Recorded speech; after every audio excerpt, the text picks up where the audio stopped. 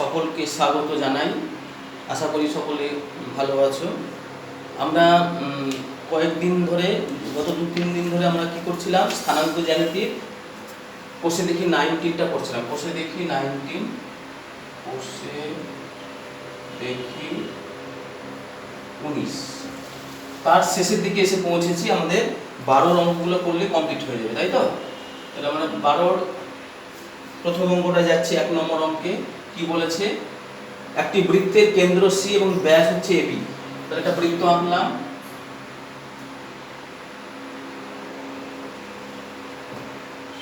ব্যাস হচ্ছে এবি, কেন্দ্র সি। এ আর সি স্থানাঙ্ক দিয়ে দিয়েছে 6 - 7, এটা হচ্ছে 5 - 2, 5 - 2, এটা দিয়ে দিয়েছে তো। তাহলে বি বিন্দু স্থানাঙ্ক, ও না, সি দিয়ে দিয়েছে। এ আর সি স্থানাঙ্ক, সি স্থানাঙ্ক হচ্ছে 5 - 2, 5 - 2। আচ্ছা, আমরা এটাকে দুরকম ভাবে করতে পারি। হ্যাঁ, একটা যদি মনে করি আমরা যে এই বি বিন্দুটা এ আর সি এর সংযোগ রেখাংশকে কি করছে, বহিস্থভাবে কি করছে, সেটা ছেদ করছে, হ্যাঁ, বিভক্ত করছে। বহিস্থের সূত্র ফেলে দিলেও আমাদের অঙ্কটা হয়ে যাবে। সেক্ষেত্রে কি হবে দেখো, এখান থেকে এটা 1 ভাগ আর এখান থেকে এটা 2 ভাগ, তার মানে 2:, এখান থেকে এটা কত 1, 2:1 অনুপাতে বহির্বিভক্ত সূত্র ফেললেও হবে। অথবা এইটাকে x বিন্দুটাকে আমরা xy ধরে নিলাম। হ্যাঁ, বিন্দুটাকে কি ধরে নিলাম, xy দিয়ে আমরা অঙ্কটাকে করতে পারি। তাহলে আমরা ধরি, আচ্ছা প্রথমে এটা দিয়ে করি। আমরা আগে ধরি বি বিন্দু স্থানাঙ্ক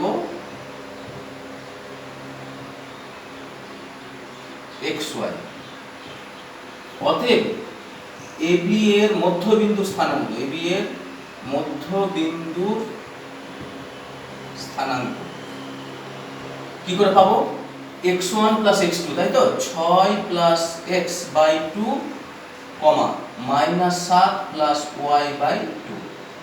সেই মধ্যবিন্দু আবার এই যে সেন্টার বলা আছে 5 - 2, তাই তো? কত বলা আছে এখানে আমাদের, 5 - 2, এটা -2। তাহলে অতএব শর্তানুসারে 6 + x/2 = 5, বজ্রগুণন করলে 6 + x = 10, বা x সমান কত হয়ে গেল, 10 - 6 সমান কত হয়ে গেল, 4। আরেকটা কি হবে, এমনি y স্থানাঙ্কের সঙ্গে y স্থানাঙ্ক সমান হবে, -7 + y/2 সমান -2, বা -7 + y সমান 7 2 × 4 -4। তাহলে y সমান -4 + 7, বা y সমান কত হয়ে গেল, 3। তাহলে এই বিন্দুটার স্থানাঙ্ক কত হয়ে গেল, 4, 3, তাই তো? অর্থাৎ বি বিন্দু স্থানাঙ্ক, বি বিন্দু স্থানাঙ্ক হচ্ছে কত, 4, 3। এই একটা প্রসেস আছে। এছাড়াও দেখি একটা নতুন একটা প্রসেসে আমরা খুব তাড়াতাড়ি করে দিতে পারবো, বিকল্প প্রসেস। হ্যাঁ, বিকল্প, যার যেটা সুবিধা মনে হবে, বিকল্প পদ্ধতি। আমরা বিকল্প পদ্ধতি দিতে বা দেখাচ্ছি, মানে খুব তাড়াতাড়ি করে দেওয়া যাবে। তাহলে বি বিন্দু স্থানাঙ্ক, বি বিন্দু স্থানাঙ্ক একবারে বের করতে পারবো, বিন্দু স্থানাঙ্ক। কিন্তু হিসাব রাখতে হবে। দেখো এখানে কিভাবে করব বি বিন্দু স্থানাঙ্কটা। দেখো বি বিন্দুটা এসি এর সংযোগ রেখাংশকে বহির্বিভক্ত করেছেন কি অনুপাতে, এখান থেকে এটা 2 ভাগ আর এখান থেকে এটা 1 ভাগ, তার মানে 2:1 অনুপাতে বহির্বিভক্ত করেছে। তাহলে আমরা বহির্বিভক্তের সূত্রে ফেলবো mx2 - nx1 / m - n, আর my2 - ny1 / m - n, এই সূত্রে ফেলবো। হ্যাঁ, তাহলে যেখানে m এর মান হচ্ছে 2, এই যে 2:1 অনুপাতে হচ্ছে m:n কত, এখানে 2:1। কেন 2:1 বুঝতে পারলে, এখান থেকে এটা 2 ভাগ আর এখান থেকে এটা 1 ভাগ, তাহলে 2:1 অনুপাত হবে। তাহলে 2 × x2, x2 কত, 5, -1 × x1 কত, 6, বাই নিচে কত হবে, 2 - 1।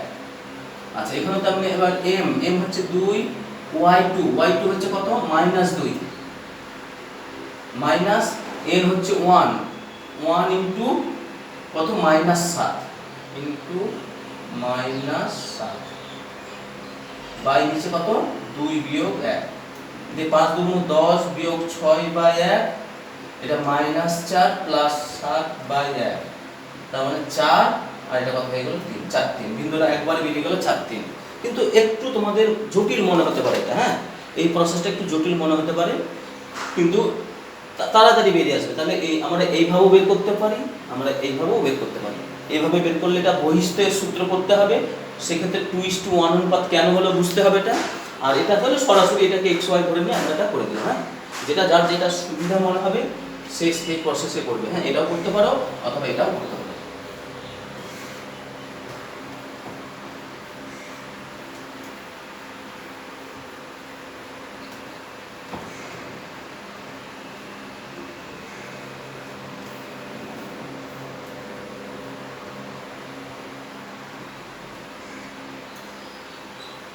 আচ্ছা চলে আসছি আমরা 2 নম্বর অঙ্কে। এবার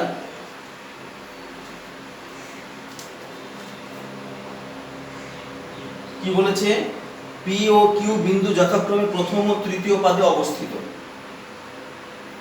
আমাদের ছবিটা আঁকতে হবে, x x dash y y dash, এটা মূল বিন্দু ও, এই তো এটা প্রথম পাদে, পি বিন্দুটা প্রথম পাদে অবস্থিত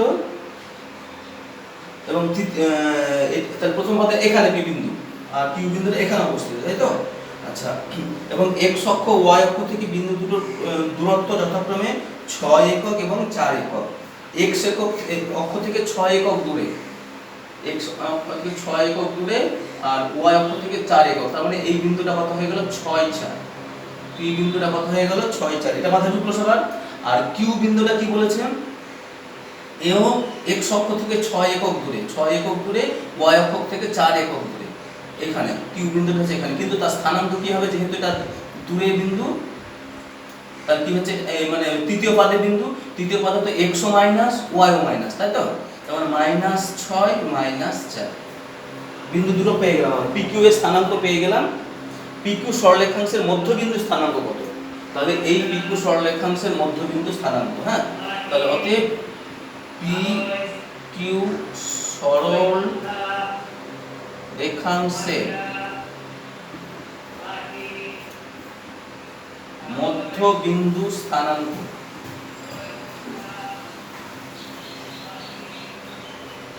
কি হবে, কি করে পাবো, x1 যোগ x2, x1 যোগ x2 বাই 2, y1 যোগ y2 বাই 2, দি কত হয়ে গেল 0/2 0/2, তার মানে 0 0, কত হয়ে যাচ্ছে তাহলে এটা 0 0। তাহলে আমরা অঙ্কটা বুঝতে পারলাম সবাই, পি বিন্দুটা কি করে 6 4 হলো বুঝতে পারলে সবাই। বলেছে x অক্ষ থেকে 6 একক দূরে, x অক্ষ থেকে 6 একক, ও আমাদের ভুল হলো একটু, দাঁড়া পি বিন্দুটি x অক্ষ প্রত্যেকটি দূরত্ব x অক্ষ থেকে 6 একক দূরে, এইটা 6 আর এইটা 4, তাহলে 4 6 বিন্দু হবে, 4 6, আর এটা 4 -4 -6 -4 -6, তার মানে এটা 4 4,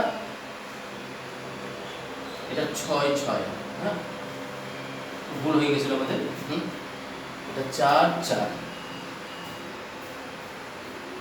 বুঝতে পারলে সবাই। তাহলে কি ছিল, x অক্ষ থেকে 6 একক দূরত্ব, মানে তার মানে y স্থানাঙ্কটা হচ্ছে কত 6, আর y অক্ষ থেকে 4 একক দূরত্ব মানে x স্থানাঙ্ক হচ্ছে কত 4, হ্যাঁ তেমনি একই রকম ভাবে এটারও হলো। দিয়ে আমরা এই দুটোর মধ্যবিন্দু কি x1 যোগ x2 বাই 2, y1 যোগ y2 বাই 2 সূত্র ফেলে দিলাম, দিয়ে কত পেয়ে গেলাম 0 0।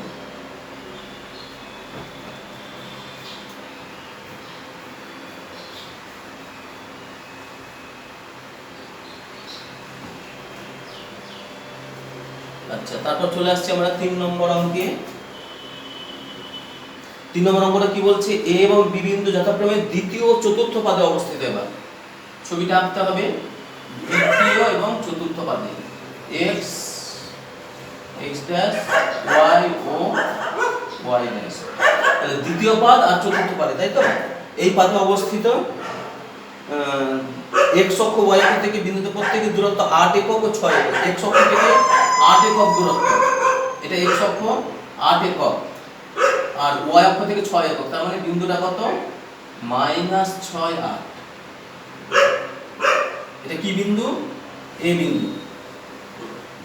আর চতুর্থ পাদে অবস্থিত বি বিন্দু, সেটিও কি হচ্ছে x অক্ষ থেকে 8 একক দূরে, x অক্ষ থেকে 8 একক, এই যে x অক্ষ তার থেকে 8 একক, আর y অক্ষ থেকে 4 একক দূরে, এটা বি বিন্দু। তাহলে স্থানাঙ্কটা কত হয়ে যাবে? 6 মাইনাস 8। কি বুঝতে পারলাম আমি? তাহলে এ আর বি বিন্দু স্থানাঙ্ক কি কি হয়ে গেল? এটা -6 8, আর এটা হলো 6 মাইনাস 8, তাই তো?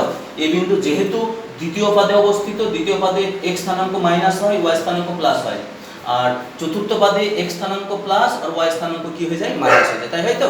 সেই হিসাবে তাহলে আমি বিন্দু দুটো পেয়ে গেলাম। এবার কি চেয়েছে? এবি সরলাংশের মধ্যবিন্দু স্থানাঙ্ক। তাহলে অতএব এবি এর একই টাইপেরই অঙ্ক, মধ্যবিন্দু স্থানাঙ্ক, মধ্যবিন্দু স্থানাঙ্ক -6 + 6/2 8 -8/2, তার মানে 0/2 0/2, কত হয়ে গেল? তার মানে 0 0, তাই তো? তাহলে অ্যানসারটা কত হয়ে গেল আমাদের? 0 0। সবাই বুঝতে পারলে? তা 3 নম্বর গেল।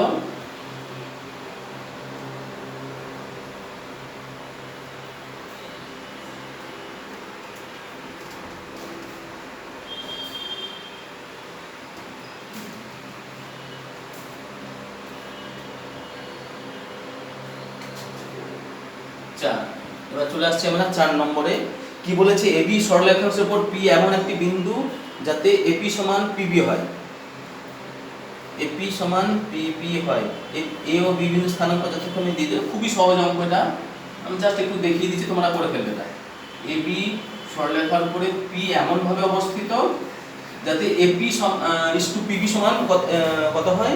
মানে এপি সমান পিবি হয়, মানে এটার সঙ্গে এটা সমান হয়, তাই তো? তার মানে এটা মধ্যবিন্দু, তার মানে পি হলো এবি এর মধ্যবিন্দু, এবি এর মধ্যবিন্দু। দেব তোমরা তাহলে এবি এ আর বি বিন্দু দিয়ে দিয়েছে, তাদের মধ্যবিন্দু স্থানাঙ্ক বের করবে, অঙ্কটা হয়ে যাবে। তার চারটা পার্শ্ব করতে আমি করাচ্ছি না, তাহলে চারটা।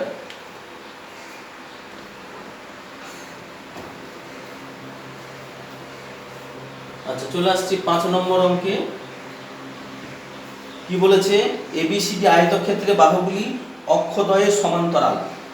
তার মানে ছবি আঁকতে হবে আমাদেরকে, অক্ষদ্বয়ের সমান্তরাল। বি এবং ডি বিন্দু স্থানাঙ্ক যথাক্রমে 7 3 এবং 2 6, অক্ষদ্বয়ের সমান্তরাল। এবং দেখো বিন্দুগুলো সব কি আছে?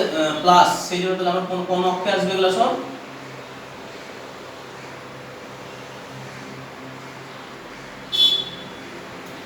প্রথম পাদে চলে আসবে, তাই তো? যেহেতু সবই প্লাস আছে। বি এবং ডি বিন্দু স্থানাঙ্ক দিয়ে দিয়েছে। বি বিন্দু বলেছে 7 3, 7 3, তাহলে এটা বি বিন্দু হতে পারে, এটা বি বিন্দু 7 3।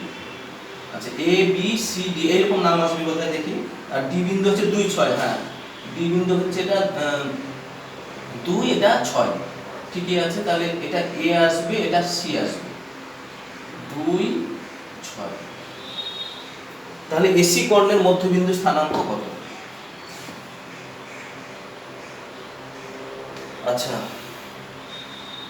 এসি কর্ণের মধ্যবিন্দু স্থানাঙ্ক, যেহেতু এটা আয়তক্ষেত্র, যেহেতু এবিসিডি একটি আয়তক্ষেত্র,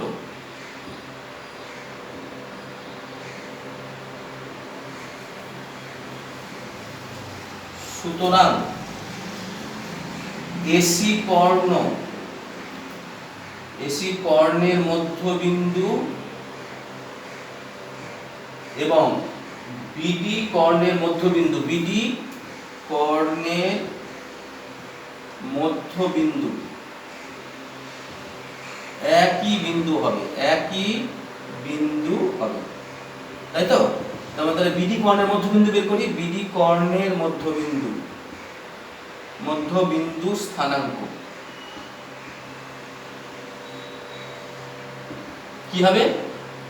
2 + 7/2, 6 + 3/2, x1 + x2/2, y1 + y2/2, তাই পেলাম তো? এটা হলো 9 এর 2, এটা 9 এর 2। আচ্ছা, যেহেতু বিডি কর্ণের মধ্যবিন্দু 9-2, তাহলে অতএব এসি কর্ণের মধ্যবিন্দু স্থানাঙ্ক এটাও কত হবে? 9-2, 9-2। জিনিসটা মাথায় ঢোকাতে পারলাম? এবিসিডি যেহেতু এটা আয়তক্ষেত্র, আয়তক্ষেত্র, সামান্তরিক, বর্গক্ষেত্র এদের অথবা রম্বস, আয়তক্ষেত্র, বর্গক্ষেত্র, সামান্তরিক, রম্বস এদের কর্ণগুলোর দুটোর কর্ণেরই মধ্যবিন্দু সেম বিন্দু, একই বিন্দু হয়। এই কারণে দেখবে এই চ্যাপ্টারে আমরা যখন কোনো সামান্তরিক প্রমাণ করতে যাচ্ছিলাম, 4টে বিন্দু দিয়ে দিচ্ছিল, আমরা দুটো কর্ণের মধ্যবিন্দু বের করছিলাম, দুটো মধ্যবিন্দুই সেম বিন্দু প্রমাণ করে দিয়ে কি প্রমাণ হয়ে যাচ্ছিল? যে ওটা একটা কি হয়ে যাচ্ছে? সামান্তরিক হয়ে যাচ্ছে। হ্যাঁ, বা যদি আয়তক্ষেত্র বলে তাও একই জিনিস, বা বর্গক্ষেত্র প্রমাণ করতে বলে তাও একই জিনিস, বা রম্বস প্রমাণ করতে বলে তাও একই প্রসেসে, যে কর্ণগুলির মধ্যবিন্দু বের করব, মধ্যবিন্দু দুটো যদি সেম বিন্দু হয়ে যায় তাহলে ওটা কি হয়ে গেল? ওটা আয়তক্ষেত্র বা বর্গক্ষেত্র বা রম্বস বা সামান্তরিক। হ্যাঁ, মানে সামান্তরিক তো বলতে পারবোই। এবার বর্গক্ষেত্র এবার আয়তক্ষেত্র হলে আবার কোন ব্যাপার আছে? তো এখানে আয়তক্ষেত্র যেহেতু বলে দিয়েছে, তাহলে সুতরাং তার কর্ণ দুটো তো একই বিন্দু, মানে কর্ণগুলির মধ্যবিন্দুতে একই বিন্দু হবে। সেই হিসাবে বিডি কর্ণের মধ্যবিন্দু স্থানাঙ্ক বের করলাম, সেটাই হয়ে গেল এসি কর্ণের মধ্যবিন্দু স্থানাঙ্ক। তাহলে আমাদের এই চ্যাপ্টারটা শেষ হলো। আমরা একটা স্থানাঙ্ক জ্যামিতির আরেকটা নতুন চ্যাপ্টারে যাচ্ছি। একটু প্রথম দিকে একটু লাগবে, কঠিন লাগবে মানে কি, সূত্রটা মনে রাখতে হবে। তবু আমি সূত্র মনে রাখার একটা প্রসেস বলে দিচ্ছি, তাহলে দেখবে আর ভুল হবে না। কিরকম? চলে যাচ্ছি কোষে দেখি 20, কোষে দেখি 20 এর প্রথমে সূত্রটা শেখায়। হ্যাঁ, এই এবিসি যদি একটা ত্রিভুজ হয়, এটা এ, এটা বি, এটা সি, এটা x1 y1 স্থানাঙ্ক, এটা হচ্ছে x2 y2 স্থানাঙ্ক, এটা হলো x3 y3 স্থানাঙ্ক। তাহলে এর তিনটে শীর্ষের যদি স্থানাঙ্ক আমরা জানি, তাহলে কি ত্রিভুজের ক্ষেত্রফল বের করতে পারবো? হ্যাঁ, আমরা পারবো করতে। যদি একটা ত্রিভুজের তিনটে শীর্ষের স্থানাঙ্ক জানতে পারি বা জানা থাকে আমাদের, তাহলে সেখান থেকে আমরা ত্রিভুজের ক্ষেত্রফলটা খুব সহজে বের করে নেব। কিন্তু সূত্রটা একটু বড় হয়। ত্রিভুজের ক্ষেত্রফল, সূত্রটা আমি করছি এখানে, ত্রিভুজের ক্ষেত্রফল সমান হাফ ইন্টু মড, এই যে চিহ্নটা লিখছি না, এটা মড চিহ্ন বলা হয়, এইদিকেও একই সেম চিহ্ন শেষে হবে। হ্যাঁ, দিয়ে 1 2 3,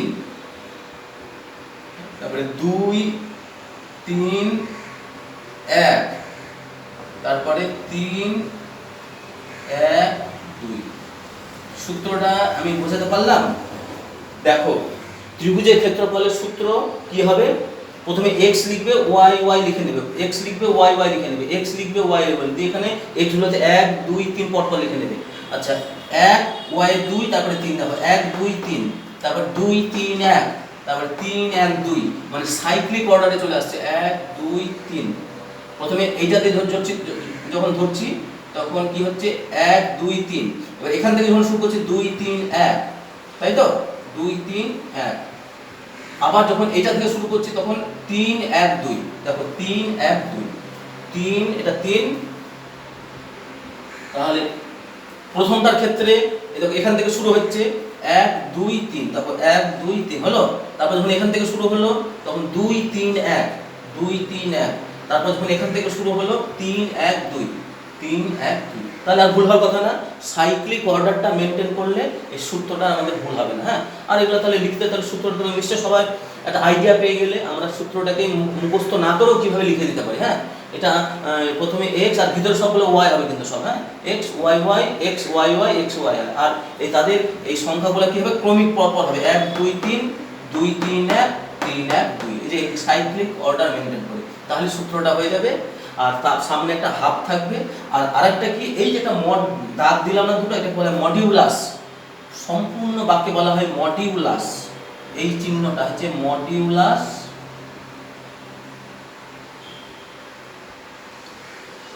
বা সংক্ষেপে মড।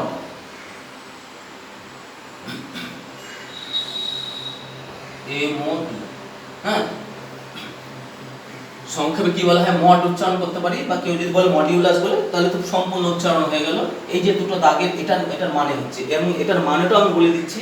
এটার অর্থ হচ্ছে এর ভিতরে যে রাশিমালা থাকবে তার মান প্লাস আসুক মাইনাস আসুক সর্বদা প্লাস হবে এটার মানটা। হ্যাঁ, মডিউলাস চিহ্ন দেওয়া আছে মানে ভিতরে মাইনাস থাকলেও সেটা কি হয়ে যাবে, প্লাস হয়ে যাবে। আর যদি প্লাস থাকে তো সেটা প্লাস হবেই।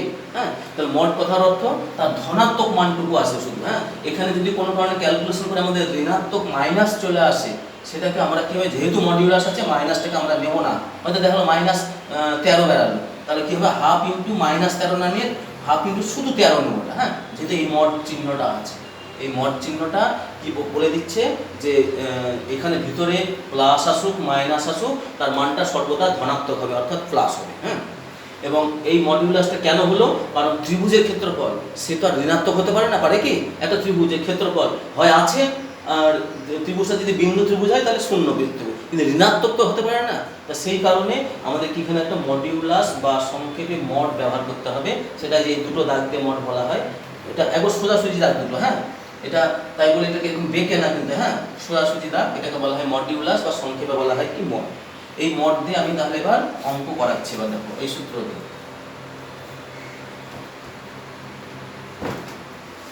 এই সূত্রটা দিয়ে অঙ্ক করাচ্ছি। কোষে দেখি 19 না, কোষে দেখি 20। হ্যাঁ, 20 একের অঙ্কটা দেখাচ্ছি দেখো। আচ্ছা, দরকার হলে যদি খুব অসুবিধা হয় লিখে নেবে এগুলো। হ্যাঁ, 2 তোমাদের প্রথম দিকে একটু অসুবিধা হবে, প্রথম বিন্দুটা 2, এটা x1 y1, তারপরে x2 y2 বিন্দুটা কি কি এটা রাফে লিখে নিতে পারো, 4 2, আর x3 y3 তাহলে গুলিয়ে যেতে পারে -1 3 এবার মানগুলো বসিয়ে দাও, কিছু না, জাস্ট মান বসিয়ে একটু সাবধানে। হ্যাঁ, খুব তাড়াহুড়ো করতে যাবে না। আচ্ছা, x1 2, y2 কত 2, y3 কত 3, আচ্ছা x2 কত 4, y3 কত 3, y1 কত -2, তাহলে মাইনাস মাইনাস এটা +2 হয়ে গেল। হ্যাঁ, আচ্ছা x3 কত -1, y1 কত, y1 হচ্ছে কত -2, এবার y2 তাই তো, y2 কত হচ্ছে 2, তাহলে -2 মডিউলাস শেষ হলো, কমপ্লিট হলো। তো কি করে করলাম বুঝতে পারলে, x1 y2 y3, x2 y3 y1, তারপরে x3 y1 y2, পরপর একটু এইভাবে লিখে নিয়ে করে নেবো, তাহলে ভুলটা হবে না আমাদের। তাহলে কি হবে, ওই তালগোল পাকিয়ে ফেলতে পারি, মানে উল্টো পাল্টা গুলিয়ে যেতে পারি, এটার সঙ্গে এটার ঘাড়ে ওটা চাপিয়ে দিতে পারি। হ্যাঁ, সেইটাকে মেনটেন করতে গেলে এইভাবে একটু লিখে নেবেন, তাহলে ভুলটা হবে না। হাফ ইন্টু মডিউলাস 2 গুণ -1, 4 গুণ এটা 5, এটা -1 গুণ -4, মোট কমপ্লিট হলো হাফ -2 + 20 + 4, যোগ বিয়োগ করে 2 22 সমান 22 এর 2 মানে কত হয়ে গেল 11 বর্গ একক। এগুলো এখান থেকে বর্গ একক লিখতে লিখতে যেতে হবে, বর্গ একক বর্গ একক বর্গ একক বর্গ একক বর্গ একক। তাহলে এইভাবে আমরা ত্রিভুজের ক্ষেত্রফল বের করে নিতে পারবো। সূত্রটা কি বুঝতে পারলে, তাহলে হাফ ইন্টু এই সূত্র দিয়ে হবে, সেখানে মানটা আমরা এইভাবে লিখিয়ে নিয়ে বসাবো, তাহলে ভুলটা হবে না। আর শেষে এটা যদি এখানে যেমন একটা প্লাস চলে আসলে বলে কোনো ব্যাপারই আসলো না, ফ্যাক্টর আসলো না, কিন্তু যদি কোনো কারণে এটা -22 আসতো তবু আমরা +22 নিতাম। এই কারণে এই মডিউলাস চিহ্নের জন্য, হ্যাঁ এই মড চিহ্নের জন্য বা মডিউলাস চিহ্নের জন্য আমরা এখানে মাইনাস আসলেও সেটাকে কি নিয়ে নেবো, প্লাস নিয়ে নেবো, দিয়ে তারপর যা বেড়াবে সেটা হয়ে গেল। তাহলে একের সব অঙ্কগুলি তাহলে পাচ্ছ করতে 2 3, একের 2 3 নিশ্চয় করতে পারবে তোমরা। 3 এর অঙ্কটা মূল বিন্দু মানে 0 0 বিন্দু, তাই তো, সেই হিসাবে করবে। আমি তাহলে 2 এর অঙ্কে চলে যাচ্ছি। হ্যাঁ, এটা সবাই বুঝতে পারলে তো, এটা সূত্রটা half into x1 into y2 y3 x2 into y3 -1, এইভাবে আমরা পরপর মানগুলো বসিয়ে দিয়ে সরল করলে চলে আসবে এটা। হ্যাঁ, তাহলে একই রকমভাবে 2 3 ক্ষেত্র ত্রিভুজের ক্ষেত্রফল বের করে নেবে তোমরা। আমি একেবারে পুরো 2 এর অঙ্কে চলে যাচ্ছি।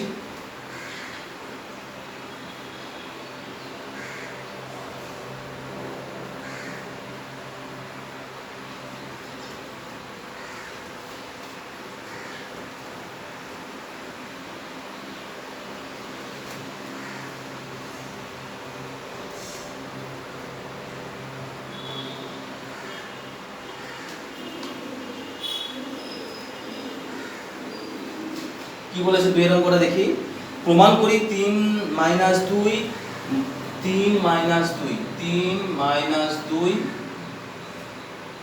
কমা -5 4 -1 1।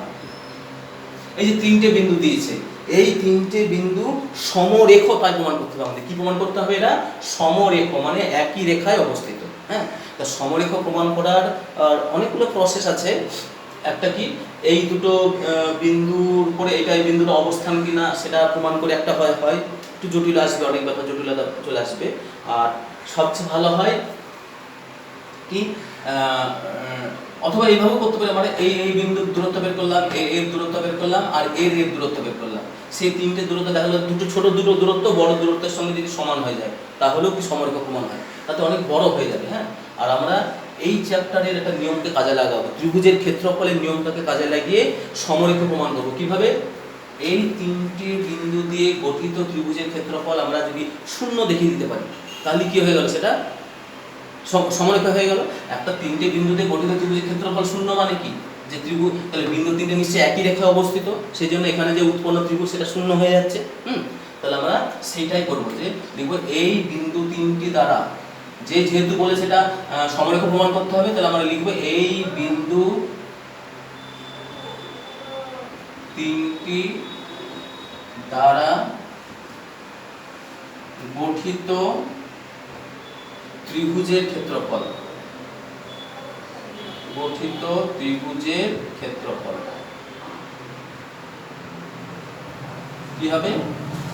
Half into modulus x1 y2 minus y3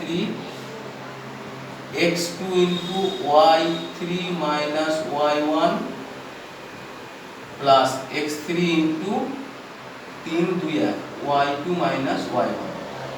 এই 1 2 3 2 3 1 3 1 2 3 1 2 মডিউলাস কমপ্লিট। হ্যাঁ, দিয়ে হাফ ইন্টু, এবার মানগুলো বসে দিই। x1 কত 3, y2 কত 4, y3 কত 1, x2 কত -5, y3 কত, y3 হচ্ছে 1 আর মাইনাস y1 কত -2, তাহলে মাইনাস মাইনাস এটা +2 হয়ে গেল। আচ্ছা, x3 কত, x3 হচ্ছে -1 y1 কত, y1 হচ্ছে -2 y2 কত 4, তারপরে -4 মোটটা কমপ্লিট হলো। 3 গুণ এটা 3, এটা -5 গুণ 3, এটা -1 গুণ -6 দিয়ে হাফ ইন্টু 3 3 9 3 5 -15 আর এটা +6, তাহলে হাফ ইন্টু 0 সমান কত হয়ে গেল 0। দেখো ত্রিভুজের ক্ষেত্রফলটা কি বেরিয়ে গেল, তাহলে এই বিন্দু তিনটি দিয়ে গঠিত ত্রিভুজের ক্ষেত্রফলটা 0, সুতরাং বিন্দু তিনটি কি হবে, সমরেখ। তাহলে লিখব যেহেতু বিন্দু তিনটি দ্বারা গঠিত ত্রিভুজের ক্ষেত্রফল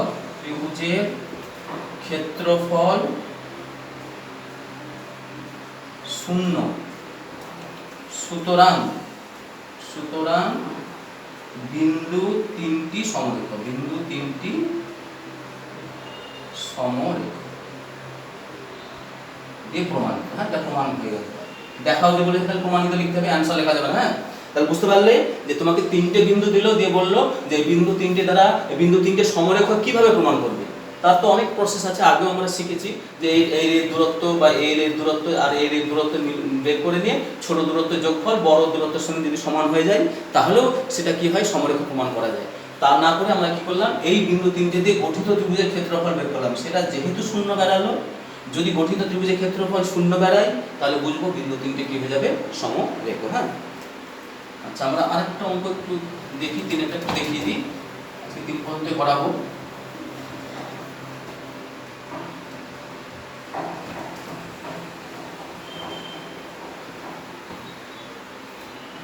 আচ্ছা, চলে আসছি আমরা 3 অঙ্কে।